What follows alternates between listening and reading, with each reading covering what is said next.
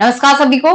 एक और short video में आप सभी का स्वागत है। तो आज हम बात करने वाले हैं पठन के प्रकार के बारे में, जिसे हम टाइप्स और रीडिंग भी कहते हैं। तो ये 4 पठन के प्रकार सबसे ज्यादा पूछे जाते हैं। स्किमिंग क्या होता है, इतनी कंफ्यूजन है इस टॉपिक के अंदर, तो आज इसको गहराइयों से जानेंगे और फिर सारी चीजों को दूर कर देंगे। जो भी आपकी कंफ्यूजन है उसको हम निकाल देंगे। स्किमिंग क्या है, स्कैनिंग क्या है, या फिर इंटेंसिव रीडिंग क्या होता है, या एक्सटेंसिव रीडिंग क्या होता है। अच्छा, दूरस्थ पठन किसे कहते हैं, व्यापक पठन किसे कहते हैं, ये भी कंफ्यूजन बनती है। तो आओ आज की क्लास में, आज की शॉर्ट वीडियो में इसको हम डिस्कस करते हैं। ठीक है, तो सबसे पहले आते हैं, बस इस बात का ध्यान रखना, एक एक चीज को बहुत गहराई से पढ़ना। जो जो चीजें मैं बताऊंगी, बहुत सारे उदाहरण लूंगी, तो उसको दिमाग में रखना है आपको। ठीक है, तो सबसे पहले हम बात करते हैं किसके बारे में, स्कैनिंग के बारे में। यूं समझो कि स्कैनिंग क्या है, जैसे आप कभी कोई कोड जो है वो स्कैन करते हो, कभी किसी ठेले वाले के पास चले जाते हो और आप स्कैन करते हो।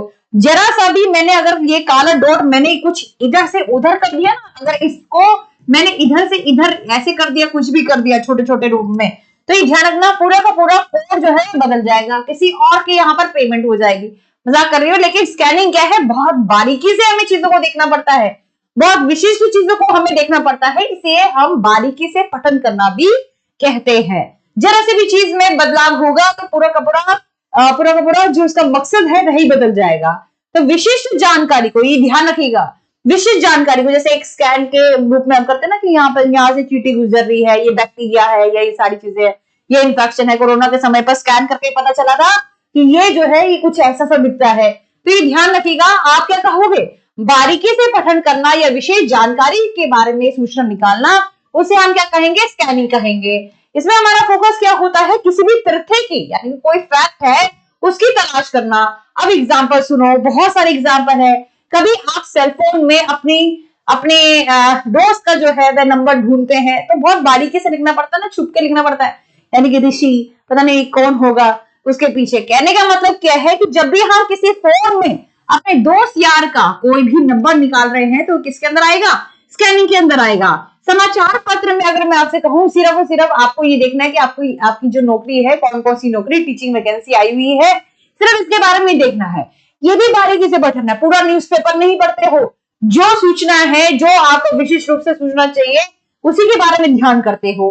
तो ध्यान रखिए इसके ऊपर कैसे प्रश्न आए हैं, अभी तक जितने भी हाल फिलहाल के पेपर है उसमें कैसे प्रश्न आए हैं, उसको देखने से पहले दुनिया भर के एग्जाम्पल पढ़ लो, ताकि कोई दिक्कत नहीं होनी चाहिए।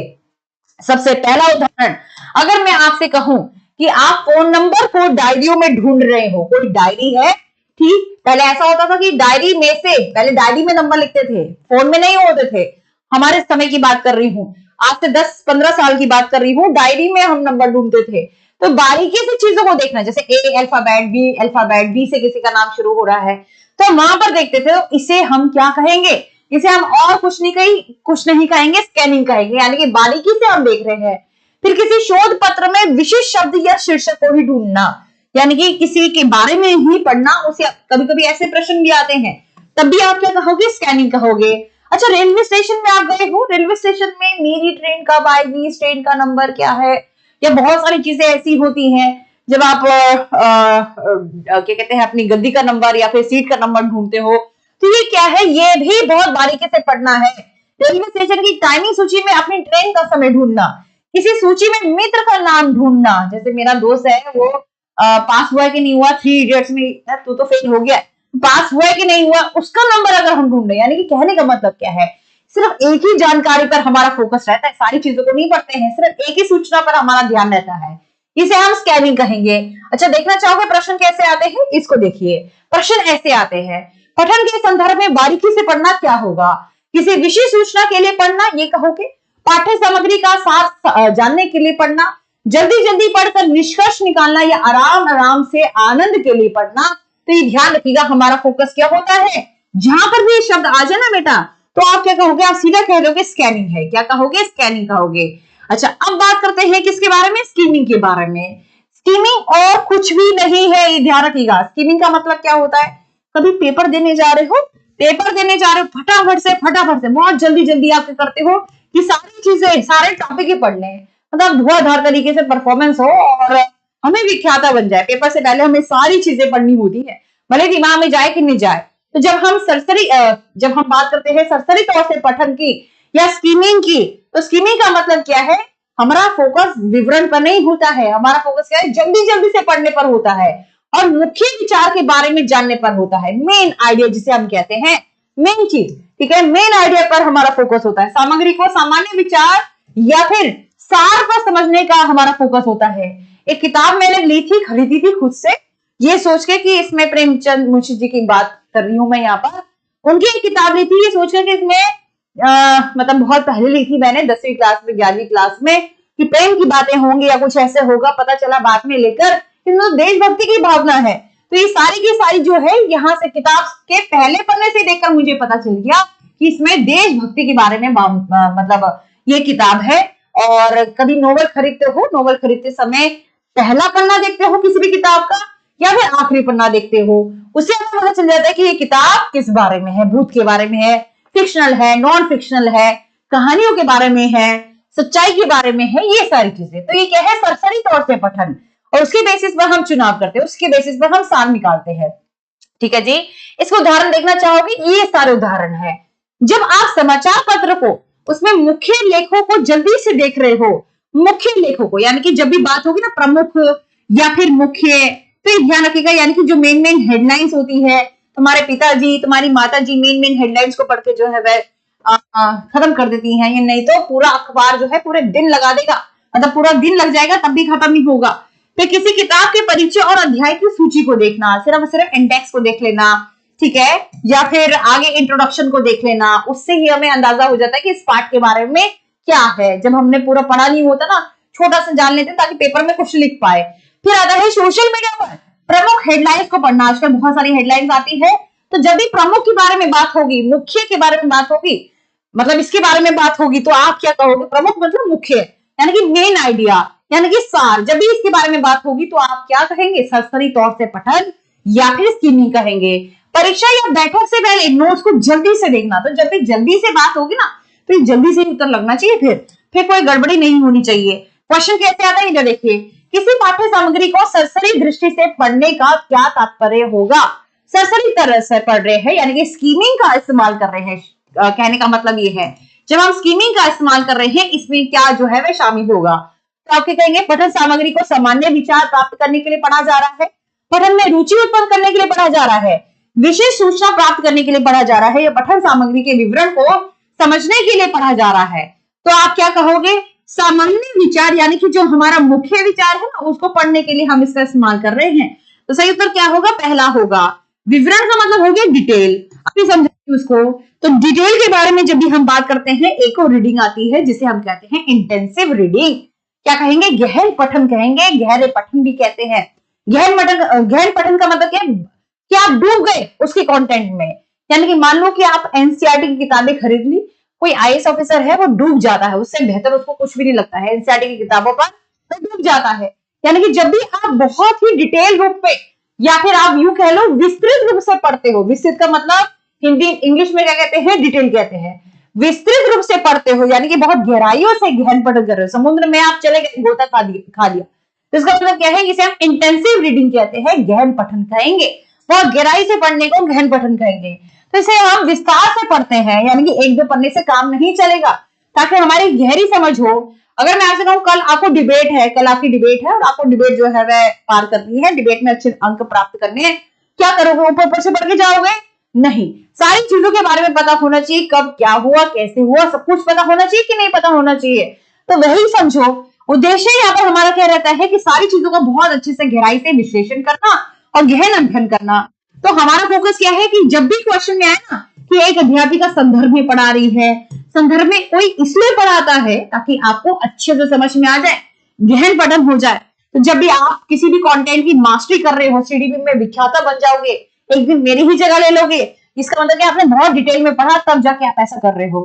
तो ये सारी क्या है, ये सारे उदाहरण होंगे। कुछ और उदाहरण देखो भाई, परीक्षा के लिए पाठ्य पुस्तक का अध्ययन करना। जब भी पाठ्य पुस्तक की बात होगी ना, ये सोच के चलना कि एनसीईआरटी की किताब की बात हो रही है। किसी उपकरण को जोड़ने के लिए मैनुअल पढ़ना, मैनुअल भी बहुत डिटेल में, जैसे मान लो कि जामिया में आपको एडमिशन लेना है तो पूरा का पूरा आप बहुत अच्छे से पढ़ रहे हो, कैसे एडमिशन प्रोसीजर है, क्या क्या उसमें नियम है, सब कुछ। किसी समझौते की शर्तों और नियमों का ध्यान से अध्ययन करना। मैं कहती हूँ अगर आप प्रॉपर्टी खरीदोगे, भविष्य में प्रॉपर्टी खरीदोगे, अभी पैसा आएगा, फिर प्रॉपर्टी में निवेश करोगे, तो आप करोगे एक एक पन्ना बहुत गहराई से पढ़ोगे ताकि कोई भी धोखाधड़ी ना कर जाए। तो इसका मतलब क्या है कि आप बहुत अच्छे से शर्तों को समझ रहे हो, नियमों को समझ रहे हो। एक शोध पत्र या फिर वैज्ञानिक अध्ययन का विश्लेषण करना, ये सारे के सारे ही उदाहरण होंगे किसके, इंटेंसिव रीडिंग यानी कि गहन पठन के। आओ भाई, तो हम देखते हैं कुछ प्रश्न, कैसे प्रश्न आते हैं, लगाना बहुत जरूरी है, ये नहीं लगाया पेपर पास नहीं होगा। ठीक, क्या कह रहा है यहाँ पर, विस्तृत जानकारी। पहले तो ये समझ लो विस्तृत और कुछ भी नहीं, इंटेंसिव रीडिंग है। विस्तृत जानकारी के लिए एक पाठ अगर हम पढ़ रहे हैं तो क्या ये व्यापक रूप से पढ़ रहे हैं, मनोरंजन के साथ पढ़ रहे हैं, पठन की प्रक्रिया के लिए पढ़ रहे हैं, या गहन पठन के लिए कर रहे हैं, गहन पढ़ने के लिए कर रहे हैं। सही उत्तर क्या होगा, चौथा। आप ढूंढ करके बता सकते हो। ठीक है, फिर एक और क्वेश्चन आता है, कक्षा छठी के एक शिक्षक ने विद्यार्थियों से शाब्दिक अर्थ निकालने के लिए पाठ्य पुस्तक से एक अध्याय को 2 बार पढ़ने को कहा। तुम 2 बार क्यों पढ़ रहे हो? मैं कहूं कि दोबारा से रिवीजन जरूर करनी है पेपर से पहले। मैं कहूं जितने प्रश्न पढ़े हैं दोबारा से 2021 से 2024 तक तुमने प्रश्न पत्र लगाए हैं, पीवाईक्यूज लगाए, दोबारा से लगाओ। अभी समय है, दोबारा से लगाओ। क्यों? ताकि गहन समझ बने, ताकि एक बौद्धिक रूप से तुम्हारा दिमाग जो है ना विकसित हो जाए। फिर कहोगे आओ भाई कोई भी पेपर ले आओ, बहुत आसानी से इसे कर देंगे। तो इसका मतलब क्या है, तुम इसलिए कॉन्फिडेंस में हो, इसलिए चौड़े हो रहे हो क्योंकि तुम्हें बहुत अच्छे से पता है। इसे हम कहते हैं गहन पठन या फिर इंटेंसिव रीडिंग कहेंगे, इसलिए तुम चौड़े हो रहे हो ना। बहुत सारे बच्चे हो रहे होंगे कि हमें सब कुछ आता है, और बहुत सारे बच्चों की हालत खराब भी हो रही होगी। ठीक, फिर एक आता है मजे मजे में पढ़ना, एक्सटेंसिव रीडिंग से कहते हैं। इसे हम दूरस्थ पठन भी कहते हैं या फिर व्यापक पठन भी कहते हैं। दूरस्थ आपने सुना होगा, संस्कृत वगैरह पढ़ते हो यदि तो उसमें पढ़ा होगा। या फिर व्यापक, व्यापक का मतलब क्या होता है, बहुत लंबा चौड़ा, मजे के लिए पढ़ रहे हैं, ज्यादा नहीं हमें गहराई में जाना, मजे के, बस पास होने के लिए पढ़ रहे हैं जी। मतलब गुप्ता जी का बेटा जो है पास होने के लिए पढ़ रहा है, मजे के लिए पढ़ रहा है कि बस आ रहे हैं तो ठीक है, नहीं तो फेल हो जाएंगे और क्या होगा। तो बहुत सारे बच्चे सीटेट में भी ऐसे कर रहे हैं कि पास हो जाएंगे, नहीं तो फेल हो जाएंगे, कुछ दिक्कत नहीं है। आप मूवी देखते हो मजे के लिए देखते हो कि नहीं देखते हो? तो ध्यान रखिएगा, जब भी हम कोई भी चीज आनंद के लिए कर रहे हैं या फिर मजे के लिए कर रहे हैं या फिर फन के लिए कर रहे हैं, हमारा जो फोकस है क्वांटिटी पर है। आज हमने इतने पन्ने पढ़े, आज हमने अखबार के इतने पन्ने पढ़े, या फिर मैगजीन के इतने पन्ने पढ़े, या मैगजीन हमने पढ़ी, इससे कोई फायदा नहीं होता है, बस इसलिए कि जानकारी उपलब्ध करवाने के लिए हम पढ़ते हैं। तो ये सारी चीजें जो है किसका उदाहरण होगी, व्यापक लेखन का या व्यापक पठन का। कुछ और उदाहरण देखो भाई, एक उपन्यास को आराम आराम से पढ़ रहे हैं, जल्दी क्या है, जल्दी क्या है, अभी तुम ऐसे तो नहीं कर रहे हो, आराम आराम से। फिर एक्सटेंसिव रीडिंग कर रहे हो, ये ध्यान रखिएगा। फिर आती है तुम्हारी यात्रा ब्लॉग्स को पढ़कर यात्रा की योजनाएं बनाना, यानी कि ये सारी चीजें जब भी मैगजीन के बारे में बात हो तो आप क्या कहोगे, सीधा कह दोगे दूरस्थ पठन है या फिर व्यापक पठन है। फोटोग्राफी या बागवानी जैसे शौक पर पत्रिकाएं पढ़ना, तो ये सारी एक्स्ट्रा कोकरिकुलर एक्टिविटीज में आ रही है। देखने से नहीं लग रहा, एक्स्ट्रा कोकरिकुलर एक्टिविटीज में आ रही है। अब प्रश्न कैसे आते हैं इसको देखिए बहुत अच्छे से। प्रश्न आ रहे हैं कि बच्चों को छुट्टियों के होमवर्क के तौर पर शिक्षक उनकी पसंद की, इधर देखो क्या लिखा है, शिक्षक उनकी पसंद की 10 कहानियों को पढ़ने का काम देती है ताकि मजे मजे में वे पढ़ भी लें और समझ भी लें। इसे हम क्या कहेंगे, व्यापक पठन कहेंगे, एक्सटेंसिव रीडिंग कहेंगे, याद रखिएगा। अब एक और प्रश्न और आता है, प्रारंभिक छात्र को 2 किताबें दी जाती है, उनमें से एक पाठ्य पुस्तक है और दूसरा सप्लीमेंट्री किताब है, पूरक पाठ्य पुस्तक है।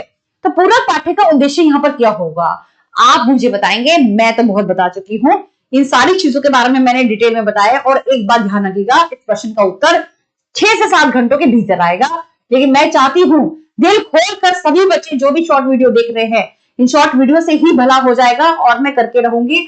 मतलब मैं ये वचन देती हूँ कि इन शॉर्ट वीडियो से छोटे छोटे जो कॉन्सेप्ट है मैं सारे के सारे क्लियर कर दूंगी। ठीक है, चाहे आपके पेडागोजी के हो, कंटेंट के हो, कहीं के भी हो, बस आप इससे सचेत रहना।